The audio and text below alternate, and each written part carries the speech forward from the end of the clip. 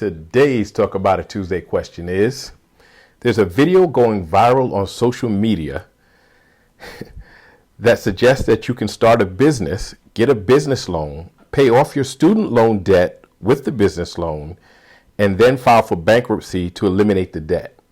Is this really possible? All right, so let's just get some context and groundwork first. So I assume this is going viral in response to the recent administration's decision to accelerate people's student debt loans and go after them in full after people had relief from COVID on up until pretty much in this point. And there was an effort by the previous administration to relieve those debts or eliminate those debts, reduce those debts. And this is the political blowback from that. But I'm not going to get into the politics. This is not the show for that. So a lot of people are desperate. And you can tell the desperation because they're getting their financial suggestions from reels on social media. And this one, when they sent it to me, should have raised a red flag from the start. The guy giving the information does not claim to be a financial specialist. He does not claim to be an attorney. He's actually on a piece of heavy equipment at what looks like a construction site with a reflective vest. And he says, I'm going to give you game. So that should have raised a red flag from jump that this thing is probably not legitimate. But let's talk about, is it possible? And then we'll talk about, is it legal?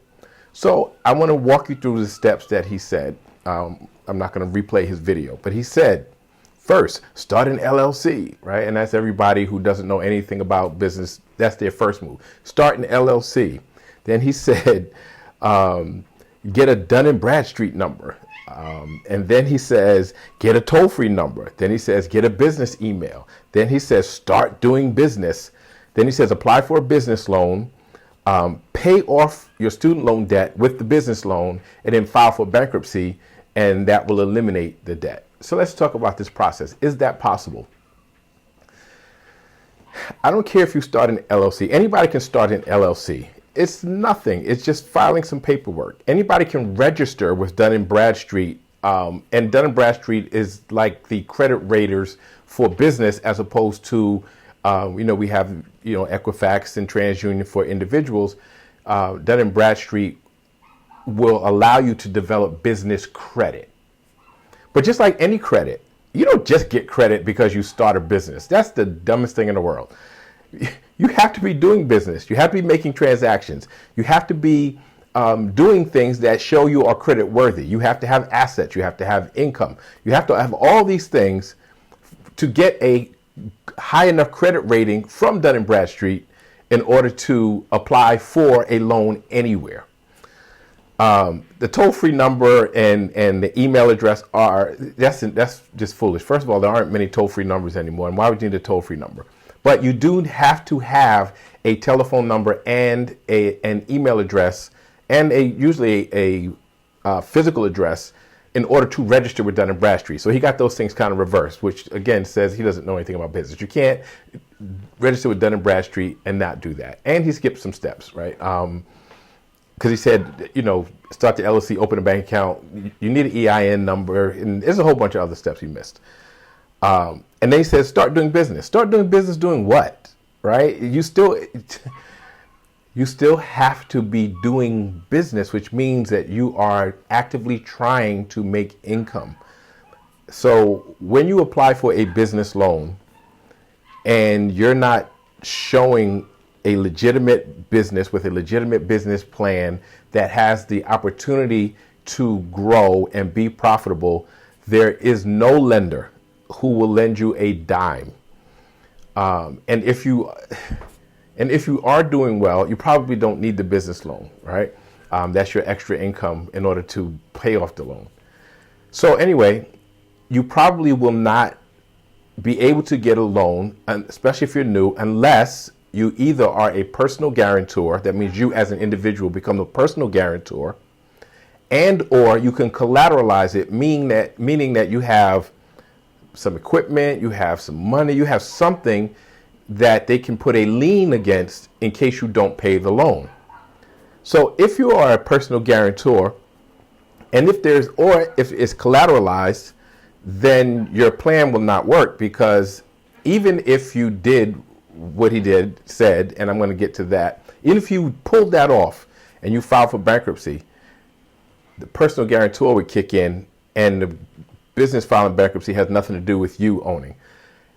There's two different types of bankruptcies. There's Chapter 7, Chapter 13. Chapter 7 tries to eliminate debt, but it does not remove liens, right? And so a person can, if they had a lien on it, can still get your equipment or whatever you collateralized it with. But let's suppose you got over on that part.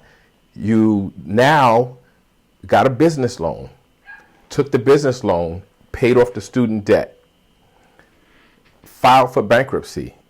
Okay, you've committed a couple of crimes. You cannot use business funds for personal reasons. So he skipped a step. Now, is there a way to pull that off? Yes, because you could have taken the loan, used the loan as to pay yourself a salary, right? You could have used the loan to pay yourself a salary, taken that salary, and then paid off the debt. So you can't just take your business money and pay off a personal debt. That's not legal, right? The second thing that's not legal is if you intentionally took a loan with the intention of not paying it back and defaulting on it, that's fraud. So you can't go in there with, and yes, they have to prove it, but you cannot go in there with the, and they probably will prove it. If you did what he said, if you take this loan and you pay off that loan and you default on it and file bankruptcy, it's kind of clear what your intention was. So you committed fraud because you intentionally went in there not to get this loan for business, which you stated on all your documentation. You took this loan with the intention of paying off another loan and defaulting and filing bankruptcy to eliminate that debt. It's illegal. So you can't do that.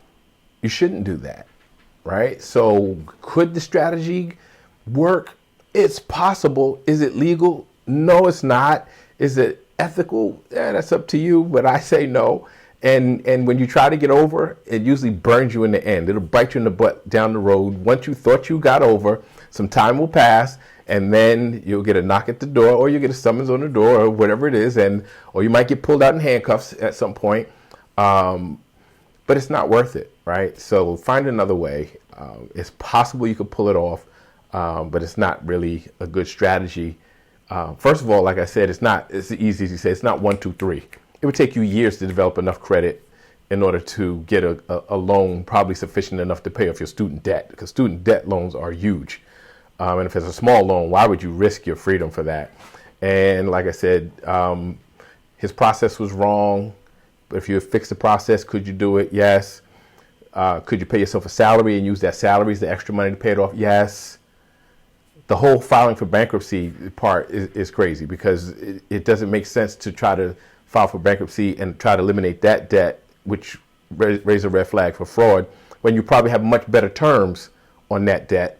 And then you can pay that off, especially if it's an SBA loan, you can pay it off over time, making money in the business, right? So don't get your advice from TikTok. That's all I got to say. Stop looking at these little reels, especially people who say they're going to give you game. People are going to you don't want game.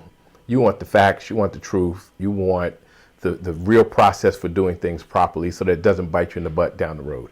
But I'd love to hear your thoughts on it. I'd love to hear your comments. And leave in the comments the question you want me to answer next. But please like, share, subscribe. Keep the questions coming. I'll see you next Tuesday.